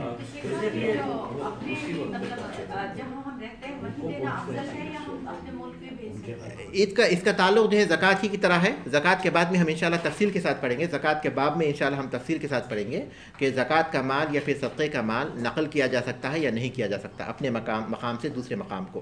مختصر طور پر اس کا جواب ہم لوگ اس وقت یہ دے سکتے ہیں کہ جس مقام پر ہم رہتے ہیں اس مقام پر ویسے مساکین نہیں ہیں جن کو جو ہے حقیقی حاجت ہوتی ہے، تو اس موقع پر اس کو نقل کیا جا سکتا ہے کسی مصلحت کے تحت. یا پھر ایسے کہ ہمارے کچھ مساکین ایسے ہیں جو رشتہ دار بھی ہیں جو کسی اور مقام پر رہتے ہیں، تو ایسی کوئی راجح مصلحت ہو تو اس کو اس مقام سے نقل کیا جاتا ہے جس میں ہم رہتے ہیں. تو انشاءاللہ کوئی حرج نہیں، ہم کسی اور مقام پر بھی بھیج سکتے ہیں. لیکن ضروری ہوگا کہ یہاں کی عید کی نماز سے پہلے اسے نکالا جائے، یہاں کی عید کی نماز سے پہلے نکالا جائے. یہ ضروری ہوگا اور بھیجنے میں کوئی حرج نہیں. 20 رمضان کے بعد نہیں، ضروری نہیں ہے. ملک میں جب بھیجنا تو لیٹ بھی ہو سکتا ہے. ہاں، بھیجنے کی بات الگ ہے، لیکن نکالنے کے لیے وقت وہ منتخب کرے جو یہاں کا آخری دن ہوتا ہے. کم سے کم 1-2 دن پہلے ہو، زیادہ دن پہلے نہ ہو. بھیج تو دیں گے پہلے، لیکن نکالنے کے لیے بہتر ہے کہ وہ وقت مقرر کرے جو یہاں 1-2 دن پہلے ہوتا ہے. فَإِنْ كَانَ فِطْرًا، تو اس موقع پر وہ جو ہے لوگوں کو صدقے کی فضیلت اور پھر اس کا جو حکم ہے اس کو بیان کریں گے. اس کا مطلب یہ ہوا کہ خطیب کو چاہیے کہ اپنے مقام کے جو حالات ہیں، جو ظروف ہیں، جیسی لوگوں کی حاجت ہیں، اس کے مطابق لوگوں کو بیان کرے تاکہ ان کو فائدہ ہو. وَإِنْ كَانَ أَضْحَىٰ، اور اگر عید الاضحیٰ ہو، يُبَيِّنَ لَهُمْ حُكْمَ الْأُضْحِيَّةِ، تو ان کو قربانی کا حکم بیان کرے. قربانی کی جو اہمیت ہے، قربانی کی فضیلت ہے، قربانی کا جو مقام ہے، کیونکہ عید الاضحیٰ ہے اور اس میں جو چیز ہے وہ کیا ہے؟ قربانی اصل عمل ہے. اس کا یوم النحر جو ہے قربانی اس کا اصل عمل ہے. تو اس سلسلے میں بتائے کہ وہ قربانی کیسی ہونی چاہیے اور پھر کس طرح کا جانور ہونا چاہیے، کیا اس میں شروط ہونا چاہیے، کن عیوب سے اسے جانور کن عیوب سے جو ہے پاک ہونا چاہیے، وغیرہ وغیرہ. یہ تمام چیزیں اس دن واضح کریں جو ہم انشاءاللہ حج کے باب میں پڑھیں گے. والتکبیرات الزوائد والخطبتان سنہ، اور تکبیرات زوائد اور دونوں خطبے سنت ہے. تکبیرات زوائد سنت ہے، اس میں کوئی اختلاف نہیں اور واضح ہے. لیکن خطبوں کے بارے میں غور کیجئے کہ یہ جمعہ کے برعکس ہے، کیونکہ جمعہ کے 2 خطبے تو فرض ہیں نماز کی طرح، اس لیے اس کا اہتمام کرنا ضروری ہے، لیکن عید کے جو خطبے ہیں وہ مسنون ہیں، اس لیے اگر کوئی شخص اگر جانا بھی چاہے جا سکتا ہے، جیسا کہ اللہ کے رسول صلی اللہ علیہ وسلم نے فرمایا انا نخطب فمن احب ان یجلس للخطبۃ فلیجلس ومن احب ان یذهب فلیذهب۔ ابو داؤد ابن ماجہ کی صحیح حدیث ہے، رسول صلی اللہ علیہ وسلم نے عید کے دن فرمایا کہ ہم خطبہ دے رہے ہیں، جو چاہتا ہے کہ بیٹھا رہے خطبے کے لیے تو وہ بیٹھے، اور جو جانا چاہتا ہے وہ جا سکتا ہے۔ تو اس حدیث کی بنیاد پر لوگوں اہل علم نے کہا کہ یہ مسنون ہے، اگر کوئی شخص جانا چاہے خطبہ سن کر تو وہ جا سکتا ہے، لیکن ظاہر ہے کہ بیٹھ کر غور سے سنے گا تو اس کے لیے ثواب کا ذریعہ بنے گا، کیونکہ وہ سنت ہے، مسلم سے مراد یہ کہ واجب نہیں ہے، واجب نہیں ہے، یعنی اگر کوئی جائے گا تو گنہگار نہیں ہوگا، ثواب سے محروم ہوگا لیکن گنہگار نہیں ہوگا، برخلاف جمعہ کے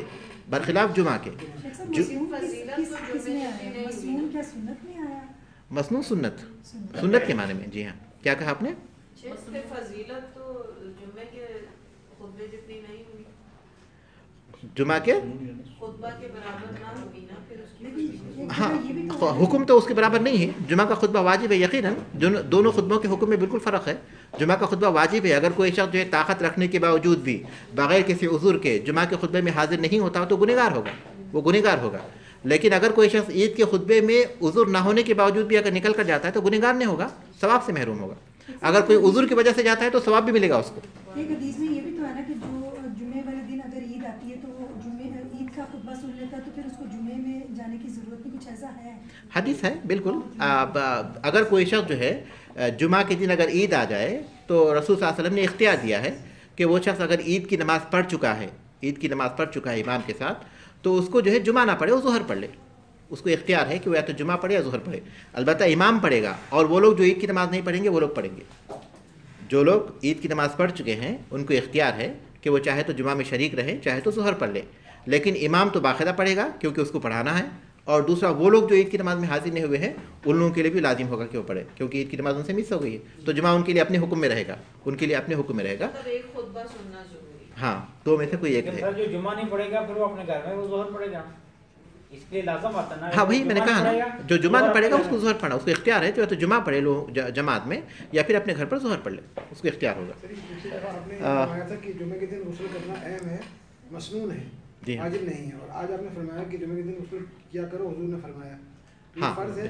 نہیں، حضور صلی اللہ علیہ وسلم نے یہی کہا الغسل الجمعاتی واجب علی کل محتلم، جمعہ کا غسل ہر بالغ پر واجب ہے، یہ الفاظ ہیں، لیکن کبھی بعض وقت پر ایسا ہوتا کہ الفاظ میں اور عمل میں جب تعارض ہوتا، کیونکہ اللہ کے رسول صلی اللہ علیہ وسلم کے دور میں ایسے صحابہ بھی تھے جو غسل نہیں کیے تھے جمعہ کو، جو خود صحابہ کے دور میں بھی، جیسے عمر بن خطاب اللہ علیہ وسلم کے دور میں ایک مرتبہ عثمان بن عفان آئے تھے تو وہ بھی غسل نہیں کیے تھے، کیونکہ انہوں نے لیٹ آئے تھے، پوچھا کیا بات ہے، تو کہا تھا کہ میں کچھ کام میں مشغول ہو گیا تھا جس کی وجہ سے غسل بھی نہیں کر سکا، تو انہوں نے کہا کہ آپ نے غسل بھی نہیں کیا، تو یہ نے کہا کہ جاؤ غسل کر کے رہو، تو یہ جب حدیث کے الفاظ جو ہے جب کسی عمل سے جب ٹکرا جاتے ہیں تو پھر اس کا حکم جو ہے وجوب سے سنت کی طرف چلا جاتا ہے، تو اس لیے وہ مسنون ہو گیا، اگرچہ کہ ظاہری الفاظ کے اعتبار سے وہ واجب کے درجے میں ہے، لیکن چونکہ عمل سے جو ہے اس بات کا ثبوت ملتا ہے کہ اس میں رخصت ہے تو اس لیے پھر اس کو سنت کے درجے میں لاتے ہیں، یہ قاعدہ ہے اہل علم کا۔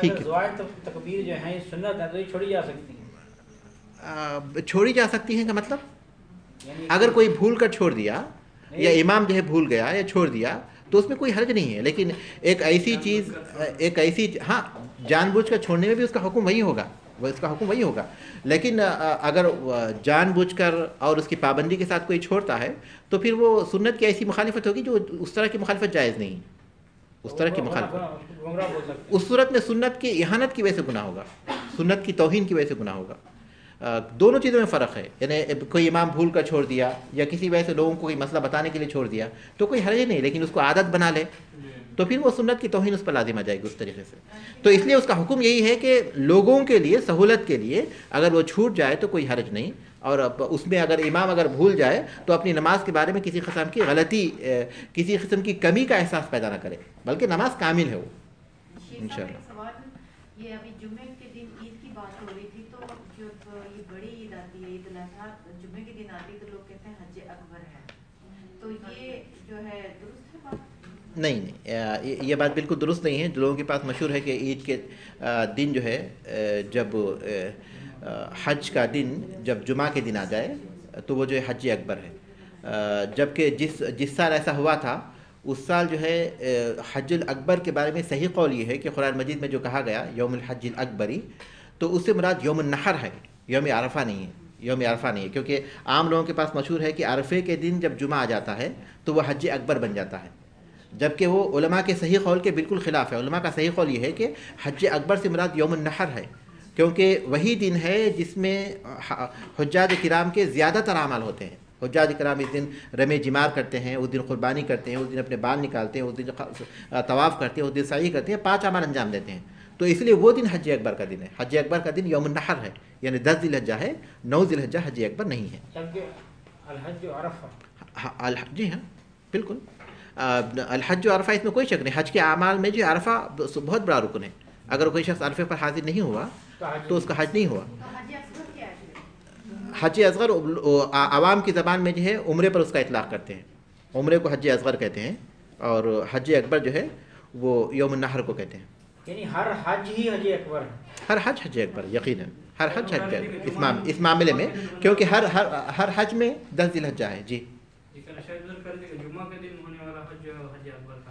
आवाम में मशहूर है, आवाम में मशहूर है, लेकिन किसी भी सही कौल के जो एक बार कर लेता पूरा साल दोहराता रहता, आपने हज अकबरी किया, हज अकबरी किया, वो छोड़ते ही नहीं है। देखिए हम लोग एक बात पर गौर करें कि ये कैसे मुमकिन है कि अल्लाह तबारक तआला अपनी तरफ से कुछ लोगों को इस बात की तौफीक दे कि उनका हज अकबर मिले और कई लोगों को उसे महरूम कर दे। ये मुमकिन नहीं है। जिन लोगों ने हज किया उन लोगों को वो चीज़ नहीं मिली, यौम अरफा उनको जुमा का दिन नहीं आया, कुछ लोगों ने किया उनको मिल गया। ये मुमकिन नहीं है कि इस तरह की तकसीम हो जाए फितरी तौर पर, फितरत के क़वानीन के मुताबिक। ऐसी कोई बात नहीं हो सकती कि हज अकबर कुछ लोगों को मिले कुछ लोगों को ना मिले। हर आदमी को हज अकबर मिलेगा, क्योंकि उसके हज में जो है 10 ज़िलहज्जा शामिल है। ठीक है, उसके बाद क्या है, वला यतनफ़लु क़ब्ल सलातिल ईद वला बादहा फ़ी मौदिहा, और नफिल नमाज ना पढ़े ईद की नमाज से पहले और ना ईद की नमाज के बाद, फ़ी मौदिहा अपनी जगह पर, यानी ईदगाह में। उलमा का सही कौल ये है कि ईदगाह में सिवाय ईद की नमाज के कोई नमाज नहीं है, जैसा कि अब्दुल्लाह इब्न अब्बास रज़ियल्लाहु अन्हु से साबित है ईदगाह में, क्योंकि ईदगाह जो है मस्जिद के हुक्म में नहीं है। अलबत्ता ईद की नमाज अगर मस्जिद में पढ़ी जाएगी तो तहियतुल मस्जिद पढ़ेंगे। ईद की नमाज अगर मस्जिद में पढ़ी जाए तो तहियतुल मस्जिद पढ़ने में कोई हरज नहीं है, लेकिन ईद की नमाज ईदगाह पर पढ़ेंगे तो अल्लाह के रसूल सल्लल्लाहु अलैहि वसल्लम ने या सहाबा ने यह साबित नहीं कि उन्होंने ईद से पहले कोई नमाज पढ़ी हो, यानी तहियतुल मस्जिद के तौर पर, क्योंकि वो मस्जिद के हुक्म में नहीं है, और नहीं ईद के बाद, क्योंकि ईद के बाद तो खुतबा होता, खुतबा की बात आप निकल गए। जी कुछ पूछ रहे थे? हाँ ठीक है। तो ईद की नमाज में जो है अगर ईदगाह में हो तो उससे पहले कोई नफिल नहीं है और नहीं उसके बाद है। वमन अदरकल इमाम क़ब्ल सलामिही अतम्महा अला सिफ़तिहा, और जो इमाम को पाले सलाम फेरने से पहले तो उसे उसकी कैफियत के मुताबिक पूरा करेगा। इमाम के सलाम फेरने से पहले अगर शामिल हो जाए, जुमा के बरक्स जुमा में अगर कोई शख्स इमाम को दूसरी रकात के बाद पाए, दूसरी रकात भी उसको ना मिले, सलाम में पाए, तो उस मौके पर उसे क्या पढ़ना पड़ेगा? ज़ोहर। लेकिन ईद की नमाज को ईद की नमाज की तरह ही पूरा करेगा। वो सलाम में वो पहुँचा तो सलाम में बैठ जाएगा इमाम के साथ, उसके जब इमाम सलाम फेर देंगे तो खड़ा होगा और उसके बाद जो ये 7 तकबीरें कहेगा पहली रकात में और दूसरी रकात में 5 तकबीरें कहेगा। उसी की ईद की नमाज की कैफियत के मुताबिक वो उसको पूरा करेगा। वो शख्स भी जिसको जो है सलाम मिला है और वो लोग भी जिनको सलाम भी नहीं मिला और ईद के दिन लेट पहुँचे वो लोग, या फिर वो लोग भी जो घरों में रह गए, या औरतें जो घरों में रह गईं, तो वो भी ईद की नमाज को उसी तरह पूरे करेंगे।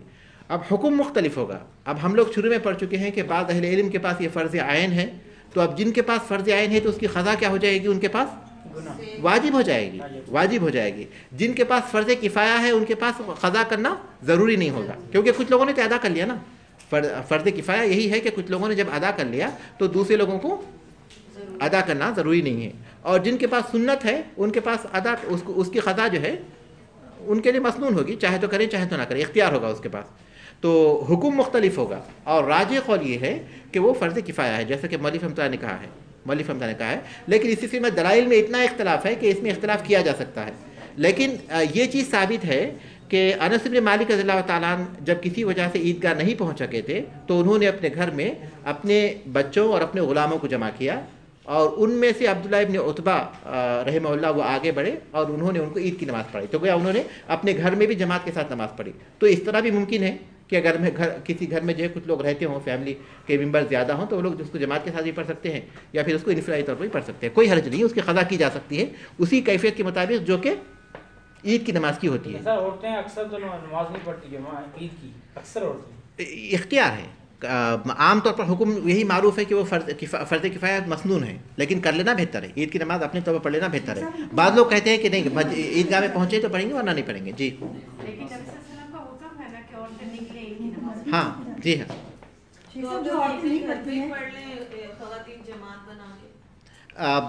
नहीं ख़वातीन को असल देखिए, असल चीज़ ये है कि ख़वातीन को ईदगाह के लिए निकलना चाहिए, क्योंकि आप साहब ने हुक्म दिया। अगर इत्तेफाक से नहीं निकल पाई तो उस मौके पर बात आएगी कि घर पर जमात के साथ पढ़ लें या फिर अलग पढ़ लें, ये वो बात दूसरी होगी, लेकिन बुनियादी तौर पर उनको निकलना चाहिए ईद की नमाज के लिए। हाँ जी हाँ, तो उस मौके पर आप घर पर पढ़ लें, इंशाल्लाह कोई हरज नहीं है, घर पर पढ़ लें, कोई बात नहीं। खीर बनाने में लगी होती है। जी हाँ, बहरहाल ईद का दिन बहुत अहम है, उस मौके पर जो है आप अपनी ज़रूरतों को, अपनी हाजतों को, अपने जो प्रोग्राम हैं उनको अगर मुख्तसर करें, इसी तरह ईद में हो या रमज़ान में हो तो फिर औरतों को भी इबादत करने का मौका मिलेगा। लेकिन हमारे पास जो इतने बड़े बड़े प्रोग्राम होते हैं ईदों के मौके पर या फिर जो है रमज़ान के मौके पर खाने पकाने के, तो उसमें औरतों की इबादत करने का बहुत कम मौका मिलता है। हम जो है इबादतों पर तवज्जो देंगे और इन चीज़ों पर अपनी तवज्जो को कम करेंगे या फिर इन चीज़ों के लिए कुछ दूसरे लोगों से मदद लेंगे तो फिर घर में सबको इबादत करने का मौका मिलेगा। ठीक है,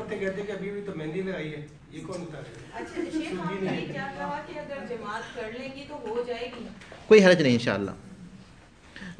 वमन अदरकल इमाम क़ब्ल सलामिही अतम्महा अला सिफ़तिहा, और जो इमाम को सलाम से पहले पाले तो उसको उसी कैफियत के मुताबिक मुकम्मल करेगा। वमन फ़ाततहु फ़ला क़ज़ा अलैहि, और जिससे फ़ौत हो जाए तो उस पर क़ज़ा नहीं।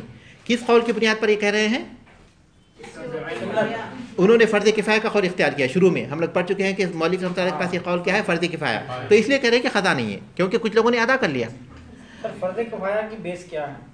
फ़र्ज़ किफ़ाया की बेस ये है कि वो उम्मत पर ज़रूरी है, उम्मत में कुछ लोग उसको अदा कर देंगे तो वो दूसरे लोगों पर से साक़ित हो जाएगी। अगर कोई अदा नहीं करेगा तो सब गुनहगार हो जाएंगे, जनाजे की तरह, हर एक पर, जैसे कि फ़र्ज़ नमाजें हैं, जनाजे की तरह हो गया, जनाजे की तरह। पूरे मुल्क के नियत से अगर कहीं एक जगह में पढ़ ले तो क्या होगा? नहीं, हर मकाम के लोग उनके लिए जो हुक्म होगा। ऐसी कोई बात हज़ूर पाक के फरमान से साबित नहीं होती कि ये फ़र्ज़ किफ़ाया है, क्योंकि आप सब हर साल में पढ़ी है। ये सब चीज़ें उलमा दलाइल से ले, इसीलिए तो फ़िक़्ह है, इसीलिए उसूल फ़िक़्ह है। उलमा दलाइल से इन चीज़ों को इस्तिख़राज करते हैं, इसीलिए फिर इख्तिलाफ होता है दलाइल के लेने में या दलाइल को समझने में या फिर हदीसों के पर हुक्म लगाने में, इसलिए इख्तिलाफ होता है। तो कोई हरज नहीं इसमें। फ़इन अहब्बा सल्लाहा ततव्वान, अगर वो चाहे तो उसे बतौर नफिल पढ़े, इंशा रकातैनी, अगर चाहे तो 2 रकात, वो इंशा अरबान, अगर चाहे तो 4 पढ़े, क्योंकि उन्होंने नफिल के तौर पर लिया तो उसके बाद अब नफिल है, वो नफिल के तौर पर 2 पढ़े या 4 पढ़े। वो इंशा सल्लाहा अला सिफ़तिहा, अगर वो चाहे तो उसकी कैफियत के मुताबिक उसे पढ़े, यानी जैसे ईद की नमाज़ पढ़ते हैं वैसे पढ़ ले। व युस्तहब्बु तकबीर फ़ी लैलतै अल ईदैन, और ईदैन की रातों में तकबीर मुस्तहब है, ईदैन की रातों में तकबीर मुस्तहब है, और ये सहाबा के अमल से साबित है। ईदों के मौके पर 2 तरह की तकबीरात साबित है, एक कहते हैं तकबीर मुतलक़, तकबीरात मुतलक़, और दूसरे तकबीरात मुक़य्यद। मुतलक़ और मुक़य्यद, मुतलक़ और मुक़य्यद। मुतलक़ वो हैं जो फ़र्ज़ नमाज़ों के बाद की उसमें कोई क़ैद नहीं है, बल्कि इंसान जब चाहे, जब मौका मिले उसे कह सकता है। मुतलक़ का मतलब ये है कि उसमें इंसान को आज़ादी है, फ़र्ज़ नमाज़ों के बाद के साथ वो मुक़य्यद नहीं है, फ़र्ज़ नमाज़ों के बाद के साथ वो मुक़य्यद नहीं है, उनको मुतलक़ कहते हैं। और वो जो है ईदों की रात में कहेंगे, जैसे ईद उल फ़ितर की रात में, और फिर ईद उल अज़हा की रात में, और फिर पूरा अशरा ज़िलहज्जा के पूरे 10 दिन, बल्कि बाज़ कौल के मुताबिक ज़िलहज्जा के पूरे 13 दिन। ये तकबीरात मुतलक़ है, जिसका फ़र्ज़ नमाज़ों से कोई ताल्लुक़ नहीं, फ़र्ज़ नमाज़ों के बाद से कोई ताल्लुक़ नहीं है, बल्कि इंसान को जब मौका मिलेगा अपने घर में, बाज़ार में, ऑफ़िस में, चलते हुए, बैठे हुए, जहाँ भी हो वो पढ़ सकता है। और दूसरे तकबीरात मुक़य्यद है, तकबीरात मुक़य्यदा ये है कि फ़र्ज़ नमाज़ों के बाद उसे कहा जाएगा, और ये ईद उल अज़हा के मौके पर मसनून है। ईद उल अज़हा के मौके पर अरफ़े के दिन फ़जर की नमाज के बाद से, अरफ़े के दिन यौम अरफ़ा किस दिन होता है? 9 ज़िलहज्जा, फ़जर की नमाज के बाद से लेकर अय्याम तशरीक़ के आखिरी दिन यानी 13 ज़िलहज्जा की असर तक, ये तकबीरात मुक़य्यद हैं। ये फ़र्ज नमाजों की बात कहेंगे 3 दफ़ा बुलंद आवाज़ से, हाँ असर तक, जी हाँ, अय्याम तशरीक़ यानी 13 ज़िलहज्जा की असर तक।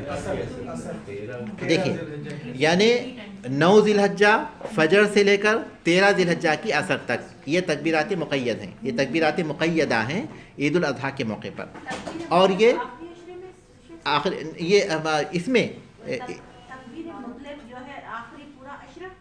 नहीं, शुरू का पूरा अशरा, शुरू के पूरे 10 दिन, ज़िलहज्जा के पूरे 10 दिन, ज़िलहज्जा ईद उल फितर की हम बात नहीं कर रहे हैं, ज़िलहज्जा हज के अय्याम की, रमज़ान में नहीं है, रमज़ान में सिर्फ ईद की रात में है, बस सिर्फ ईद की रात में है। दोनों ईदों की रातों में है, तकबीरात मुतलक 2 जगहों पर है, एक तो दोनों ईदों की रात में है और दूसरा जो है ज़िलहज्जा के शुरू के पूरे 10 दिन, ज़िलहज्जा के पूरे 10 दिन या पूरे 13 दिन, ये तकबीरात मुतलक हैं। और तकबीरात मुक़य्यद के बारे में ये तरीक़ा है, ठीक है। मुहरिम के लिए जो हालत एहराम में है उनके लिए जो है ये वक्त नहीं है, बल्कि उनको जो है यौमुन नहर को ज़ुहर की नमाज से स्टार्ट होगा, क्योंकि मुहरिम जो है 9 ज़िलहज्जा को वो तलबिया कहने में मसरूफ़ हैं। वो जो हालत एहराम में हैं, हज कर रहे हैं, तो वो ख़ुद जो है तलबिया कहने में मसरूफ़ हैं, तो इसलिए अरफे से वो शुरू नहीं करेंगे, बल्कि यौमुन नहर को ज़ुहर से वो शुरू करेंगे और 13 ज़िलहज्जा के असर तक कहेंगे। मुहरिम जो हज कर रहे हैं, हालत एहराम में हैं, मुहरिम जो है उनके लिए तकबीरात मुक़य्यदा का जो वक्त है वो यौमुन नहर को यानी 10 ज़िलहज्जा को ज़ुहर से लेकर कब तक है, इख्तिताम का वक्त सेम है, 13 ज़िलहज्जा की असर तक। जी, अगर जमात के साथ पढ़ रहे हैं तो जमात के साथ कहेंगे, अगर तन्हा पढ़ रहे हैं तो फर्द अपने तौर पर करेंगे, लेकिन कहेंगे हर फर्द कहेगा, ऐसा नहीं कि कुछ लोग कहेंगे दूसरे लोग खामोश होंगे, ऐसा नहीं, हर फर्द कहेगा, इमाम और मुक्तदी सब कहेंगे। ये है भी सुन्नत ही है ना, ये सुन्नत है, बिल्कुल साबित है, सहाबा से साबित है ये चीज़। वयुस्तहब्बु तकबीरु फ़ी लैलतै अल ईदैन, और तकबीर मुस्तहब है ईदैन की रातों में। वयुकब्बरु फ़िल अज़हा, और ईद उल अज़हा में तकबीर कही जाएगी अक़िबल फ़राइदी फ़िल जमाअती, फ़राइज़ के बाद जमात में, मिन सलातिल फ़ज्रि यौम अरफ़ा, अरफ़े के दिन फ़जर की नमाज से लेकर इलल असरी मिन आखिरी अय्याम तशरीक़ की आखिरी दिन की असर तक। अय्याम तशरीक़ का आखिरी दिन कब है, 13 ज़िलहज्जा की असर तक। इल्लल मुहरिमा, सिवाय मुहरिम के जो हालत एहराम में है, फ़इन्नहु युकब्बिरु मिन सलाति ज़ुहरी यौमन नहरी, वो तकबीर कहेगा यौमुन नहर के दिन यानी 10 ज़िलहज्जा को ज़ुहर की नमाज से लेकर इलल असरी मिन आखिरी अय्याम तशरीक़ के आखिरी दिन असर तक। वसीफ़त तकबीर शफ़ान, और तकबीर की जो कैफियत है वो शफ़ा यानी 2 बार इस तरह है, अल्लाहु अकबर, ला इलाहा इल्लल्लाह, वल्लाहु अकबर वलिल्लाहिल हम्द, यानी शुरू में 2 बार अल्लाहु अकबर, फिर ला इलाहा इल्लल्लाह के बाद फिर 2 बार अल्लाहु अकबर, इसको कहते हैं वो शफ़ा। तो इस तरह ये कैफियत साबित है। कुरान मजीद में अल्लाह तबारक व तआला ने फरमाया वलितुकब्बिरुल्लाह अला मा हदाकुम व लअल्लकुम तशकुरून, रमज़ान की आयतों के आखिर में अल्लाह तबारक व तआला ने कहा कि ताकि तुम अल्लाह की तकबीर बुलंद करो कि अल्लाह ताला ने तुम्हें हिदायत दी, और ताकि तुम शुक्रगुजारी करो। इस आयत से भी दलील लेते हैं इन तकबीरात के सिलसिले में। तो इन तकबीरात की जो कैफियत है, ख़ुद अल्लाह के रसूल सल्लल्लाहु अलैहि वसल्लम से कोई अल्फाज साबित नहीं है इस सिलसिले में, मुख्तलिफ सहाबा से साबित हैं, लेकिन ज़्यादातर पर जो मारूफ़ है वो यही है, ये मारूफ़ है, ज़्यादातर जो मारूफ़ हैं वो यही हैं कि शुरू में 2 बार अल्लाहु अकबर, फिर ला इलाहा इल्लल्लाह, फिर 2 बार अल्लाहु अकबर, फिर आखिर में वलिल्लाहिल हम्द। दूसरा जो इसके बाद जो मारूफ़ है वो ये कि 3 मरतबा अल्लाहु अकबर, अल्लाहु अकबर, अल्लाहु अकबर, अल्लाहु अकबर, शुरू में 3 मरतबा अल्लाहु अकबर, उसके बाद फिर ला इलाहा इल्लल्लाह, फिर 2 बार अल्लाहु अकबर, फिर उसके बाद आखिर में वलिल्लाहिल हम्द। उसके अलावा अल्लाहु अकबर कबीरा, अल्हम्दुलिल्लाह कसीरा, व सुब्हानल्लाह बुकरतन व असीला, ये भी साबित ये यही है मामला। दोनों एक साथ भी पढ़ सकता है, कभी ये कभी वो पढ़ सकते हैं।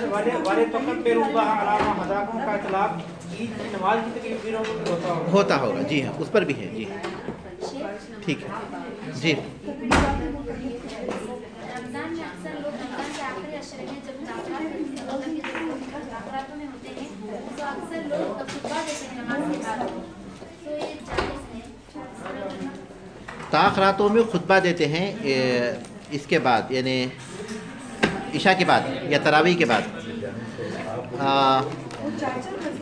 असल में रसूल अकरम सल्लल्लाहु अलैहि वसल्लम से तो चीज़ साबित नहीं है, क्योंकि वो रसूल अकरम सल्लल्लाहु अलैहि वसल्लम एतिकाफ़ में रहते थे, आप एतिकाफ़ में बैठते थे اور اس عبادت کے لیے مشغول رہتے تھے، اور نہ ہی صحابہ سے یہ چیز ثابت ہے۔ تو یہ چیز جو ہے عملاً کسی حدیث سے یا پھر صحابہ کے عمل سے یا پھر سلف سے تو ثابت نہیں ہے، لیکن اس کی جو تفسیر بیان کرتے ہیں مساجد میں اس طرح کے پروگرام جب رکھتے ہیں تو اس کی جو تفسیر بیان کرتے ہیں وہ یہ کہ بہت سے لوگ جو ہے واقف نہیں ہیں، بہت سے لوگ واقف نہیں ہوتے شب قدر کے احکام سے یا پھر رمضان کے آخر میں کن اعمال کا ان کو اہتمام کرنا چاہیے ان چیزوں سے، تو ان کی واقفیت کے لیے اس طرح کے پروگرام کا اہتمام کرتے ہیں۔ اگر یہ تفسیر اگر صحیح ہے اور پھر انہی موضوعات پر وہاں باتیں ہوں اور پھر اتنی ہوں کہ اس میں مبالغہ نہ ہو، مطلب ہے کہ 1 گھنٹہ 2 گھنٹہ ہو، تو انشاءاللہ کوئی حرج نہیں ہے۔ لیکن اس طرح کے جو ساری رات اسی میں گزر جائے اور لوگوں کو عبادت کرنے کا موقع نہیں ملے، نہ نماز کا، نہ تلاوت قرآن کا، نہ ذکر و اذکار کا اور نہ دوسرے کاموں کا، بلکہ سارا ان کا وقت جو اسی میں چلا جائے، تو اس موقع پر وہ چیز جو ہے زائد ہو جائے گی، اس سے بچنا چاہیے۔ یعنی معقول طور پر اگر ہو تو انشاءاللہ کوئی حرج نہیں ہے لوگوں کو واقف کرانے کے لیے حد تک واقعتاً، اور پھر گفتگو بھی اسی موضوع پر ہو، ایسا نہ ہو کہ مختلف موضوع ہو۔ تقویٰ کی باتیں، پرہیزگاری کی باتیں ٹھیک ہے، لیکن لمبے وقت میں نہیں ہونا چاہیے، لمبا وقت جیسا کہ عام طور پر لوگوں کو عادت ہوگی ویسا نہیں ہونا چاہیے، مختصر وقت کے لیے ہونا چاہیے، کیونکہ اصل مقصد اس رات کا جاگ کر عبادت کرنا ہے، نہ کہ کسی اور کام میں گزارنا ہے۔ کچھ لوگ کہہ سکتے ہیں کہ یہ بھی تو عبادت ہی کا ایک پارٹ ہے، نصیحت کرنا، تقریر کرنا، یہ بھی عبادت کا پارٹ ہے، لیکن عبادت کے پارٹ کا یہ طریقہ کیونکہ اللہ کے رسول سے ثابت نہیں ہے، تو اس لیے ضرورت کی حد تک ہی ہونا چاہیے، اس سے زیادہ نہیں ہونا چاہیے۔ ٹھیک ہے، سبحان اللہ۔ آپ نے ابھی تربیت کے حوالے سے بتایا تھا کہ تربیت جو ہے اس کے کئی طریقے ہوتے ہیں، ترغیب اور دوسرے کے خلاف استعمال کیا جاتا ہے۔ ترہیب، ڈرانا، ڈانٹنا، ڈپٹنا، ڈرانا۔ تارا ہا یا با، تیرے ہے یہ بے، ترہیب، ڈرانا، ڈانٹنا، ڈپٹنا، ڈرانا۔ ترغیب مانے ان کو جو ہے شوق دلانا، اور ترہیب مانے ڈرانا۔ یہ بھی تربیت کا ایک پارٹ، ان کی نفسیات کے حساب سے دیکھنا کہ ان کو کون سی چیز قبول ہے بچے کو، بچے میں کیا اثرات کس چیز سے پڑ سکتے ہیں، ہاں کس چیز سے بچہ جو قبول کرتا ہے، تو کبھی یہ کبھی وہ، کبھی یہ کبھی وہ، تو اس طرح بچے جو ہے ایک ہی طریقہ استعمال کیا۔ ایک طریقہ ہر ایک کے لیے مفید نہیں ہوتا، بعض کے لیے مفید ہو سکتا لیکن ہر ایک کے لیے نہیں۔ یہ انہوں نے لکھا ترغیب، ہاں ہے سے